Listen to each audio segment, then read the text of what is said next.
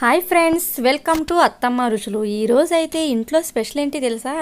జీడిపప్పు కారం. ఇక జీడిపప్పు కారం ఎట్లా చేసుకుంటారో చూద్దామా? ఇక చూడండి, 5 కేజీలు జీడిపప్పు అయితే తీసుకున్నాం. గుళ్ళు తీసుకున్నాం. అదే బద్దయినా కూడా తీసుకోవచ్చు. గుళ్ళు తీసుకున్నాం.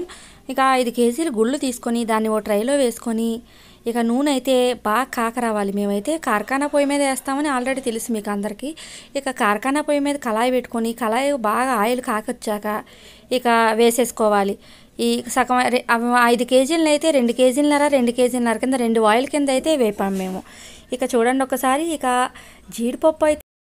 జీడిపప్పును అయితే బాగా కలపాలి. ఇక కళాయిలోని ఆల్రెడీ అది కాక మీద ఉంటుంది కాబట్టి బాగా కలుపుతూ ఉండాలి. కింద నుంచి పైదాకా కలుపుతూ ఉండాలి. కలుపుతూ ఉండి దాన్ని మరి గోల్డెన్ ఫ్రేమ్ కలర్ వచ్చేదాకా ఉండకూడదు. లైట్గా కలర్ వచ్చి రానట్టు ఉంటుంది. అయినా వేగిపోయిద్ది. వేడి మీద వేగిపోయిద్ది. ఇక దాన్ని అయితే తీసేసుకోవాలి. ఇక నెక్స్ట్ అయితే రెండో వాయి అయితే వేస్తున్నాం.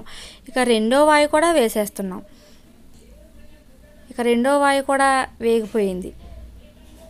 ఇక బాగా కలుపుతూ ఉండాలి. మనం చూసుకోవాలి. ఒకవేళ కలర్ ఎక్కువ వచ్చేస్తే కనుక అది నల్లగా అయిపోయిద్ది. సో అందుకని లైట్గా కలర్ ఉన్నప్పుడే తీసేసుకోవాలి. లైట్గా మీకు చూపిస్తాను. కలర్ వచ్చి రానట్టు ఉంటుంది, పచ్చిగా ఉన్నట్టు ఉంటుంది, కానీ కలర్ వచ్చింది. అట్లా ఉన్నప్పుడైతే తీసేసుకోవాలి. తీసేసుకుంటే ఇంకా అది మాత్రం సూపర్ ఉంటుంది అసలు. ఇక చూడండి ఒకసారి అలా కలుపుతూ ఉండాలి. అది వేగే వరకు కూడా మొత్తం వేగాలి కదా. మనం 2 కేజీలన్నర ఒకేసారి వేసుకుంటున్నామంటే బాగా వేగాలి. సో అందుకని కలుపుతూ ఉండాలి. ఇక ఇదైతే బాగా కలుపుతూ ఉన్నాను. ఇక రోజు అయితే మీరు చూస్తున్నారు కదా ఫ్రెండ్స్ మా కార్ఖానాలో వంటలు. ఇక ఈరోజు అయితే నేనైతే జాయిన్ అయ్యా చేద్దామని. రోజు అయితే కుదరదు కదా. అత్తమ్మ చేసిన రోజు అత్తమ్మ, నేను చూసిన రోజు నేను. ఇక మా ఫ్యామిలీ మొత్తం చేస్తూనే ఉంటారు ఎవరో ఒకరు. అదిగో చూసారా, కలర్ అయితే ఇక అట్లా కలర్ వచ్చాక తీసేసేయాలి. ఆ బెజ్జాల గిన్నెలు వేసుకుంటే ఆయిల్ ఏమైనా కొద్దిగా గొప్ప ఉన్నా కారిపోయింది. ఇప్పుడు మొత్తాన్ని కూడా కొద్దిగా గొప్ప ఆయిల్ ఉన్న బెజ్జాల నుంచి అయితే పోయిద్ది. ఇక పెద్ద పళ్ళెంలో అయితే వేసుకొని దాన్ని ఆరబెట్టుకోవాలి.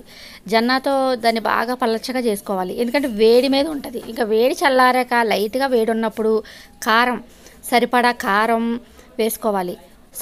సరిపడా సాల్ట్ వేసుకోవాలి. వేసుకొని మొత్తాన్ని బాగా కలపాలి.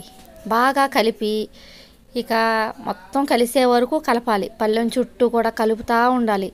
ఇక అది మొత్తం బాగా కలిపాక ఇక నెక్స్ట్ అయితే ఇది మొత్తం కూడా కలిసిందిగా. చూసారా ఇందాక ఏ కలర్ ఉంది. ఇక మొత్తం అన్నీ వేసినాకైతే ఇంకా మంచి కలర్ అయితే వచ్చిద్ది అసలుకి.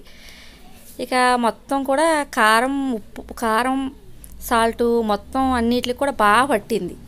ఇక పట్టినాక ఇప్పుడైతే ఇక పెప్పర్ మిరియాల పొడి అయితే వేసుకోవాలి. ఇక మిరియాల పొడి వేసుకొని మళ్ళీ మొత్తాన్ని కూడా బాగా కలుపుకోవాలి. బాగా కలుపుకొని మిరియాల పొడి కొద్దిగా ఎక్కువగానే వేసుకోవాలి. మిరియాల పొడి ఎందుకంటే కారం కొద్దిగా ఎక్కువ వేసుకుంటాం కాబట్టి ఈ మిరియాల పొడి టేస్ట్ అయితే బాగా తెలిసిద్ది. ఇంకొంచెం కారం వేసుకున్నాం ఎందుకంటే సరిపోయినట్టు లేదు కాబట్టి. ఎందుకంటే మీకు చూపించడం కోసం. అమ్మో సరిపోకపోతే ఏం చేయాలా అని టెన్షన్ పడకుండా మనకి సరిపోలేదు అనుకుంటే మళ్ళీ వేసుకోవచ్చు. ఇప్పుడు మొత్తాన్ని కూడా బాగా కలపాలి. బాగా కలిపి ఇక చేత్తో అయితే అది కొద్దిగా లైట్గా వేడి ఉందిగా, అందుకని జన్నాతో అయితే కలుపుతున్నాను. ఇక నెయ్యి అయితే వేసుకోవాలి. ఫ్లేవర్ బాగుండాలిగా, మరి నెయ్యి వేసుకోవాలి. ఇక నెయ్యి వేసుకున్నాం. ఒక 100 గ్రాముల నెయ్యి అయితే వేసుకున్నాం మేము. కరివేపాకు అయితే వేసుకోవాలి. కలర్ఫుల్ కోసమే కాదు, మనకి కూడా మంచిది కరివేపాకు తింటే. అందుకని కరివేపాకు కూడా